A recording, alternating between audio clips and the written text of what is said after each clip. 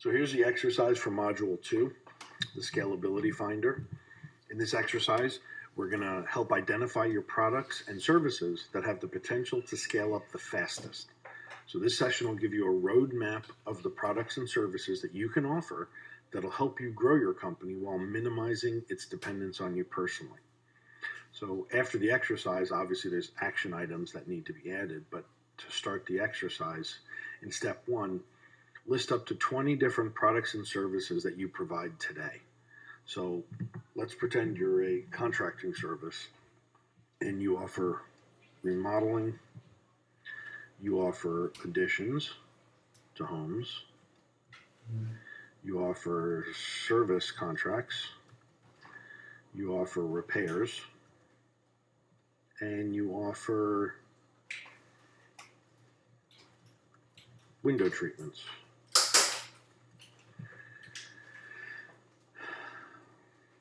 So what we'll do is we'll go into the next step. This is where we rate the teachability. So this is where you're going to rate each of the products or services on a scale of 1 to 5, where 5 is given to the products or services that are easy for you to teach employees to sell and deliver, and 1 is given to products and services that you must personally get involved with, either selling and or providing. So 5 is the most teachable. Number 1 is the least teachable, where it keeps you involved. Remodeling is middle of the road to a little bit more than middle of the road teachable. Additions, very little. Service contracts, very teachable. Repairs are right there with being teachable. Window treatments as well, very teachable. Let's go to the next step. Rate the degree of product and service differentiation. So you're trying to differentiate yourself from the competition.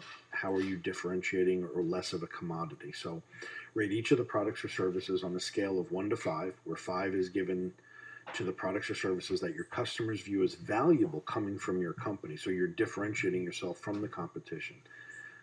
For example, they like the product or service and they see your company is uniquely qualified to provide it. Where 1 is given to products or services that are commodities, where your customer has many alternatives for buying the product or service and they can easily purchase it from your competitors. For example, gas at a gas station, or buying a can of Coke or a 12-pack of beer. So remodeling, it's a little differentiating depending, because you've, let's actually make that a 5, because the remodeling, you incorporated hooking up with designers as well as furniture stores to get discounts on the both, to combine a package where no one else has done that. So additions would be the same thing, but slightly different. No, additions would be the service contracts are highly differentiating for sure. Repairs, they're pretty much, it's pretty much a commodity, more or less. Window treatments are pretty much a commodity there at that point. So let's go here, the last step, where rate at which the customers repurchase.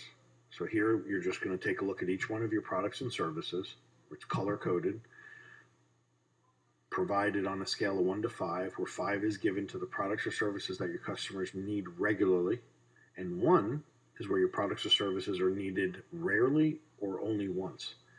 So remodeling is going to be rarely or never. Additions are once. Service contracts are going to be regularly. Repairs, middle of the road on regular or not. Window treatments, rarely or never. So let's now view our results based on this little simple exercise. So what it does is it has completed the Ansoff matrix, or an XY axis, where your x-axis here is the most teachable, where it's the teachability. Where at the bottom left, you're the least teachable. The top left, you're the most teachable. The y-axis here is your degree of differentiation, where the corner is starting on the left is your commodity. It has the least amount of potential. And to the right, as you get further to the right, it's more differentiating, highly differentiating. Where the goal is to, starting point here as we discuss everything is to go screaming into this upper right quadrant is going to have the highest potential for us. This side has the least potential, this has the highest potential. So up in this quadrant is where we're going to find the things that are highest potential for us. And in this particular example, we came up with two things: service contracts and remodeling. The thing about this is when you then, the last degree of differentiation in our exercise is the repurchase rate, where remodeling is not going to be purchased that often, but service contracts will. So in taking a look at the scalability of a business and wanting to produce the most amount of differentiation in the marketplace, which would allow the company to control its pricing.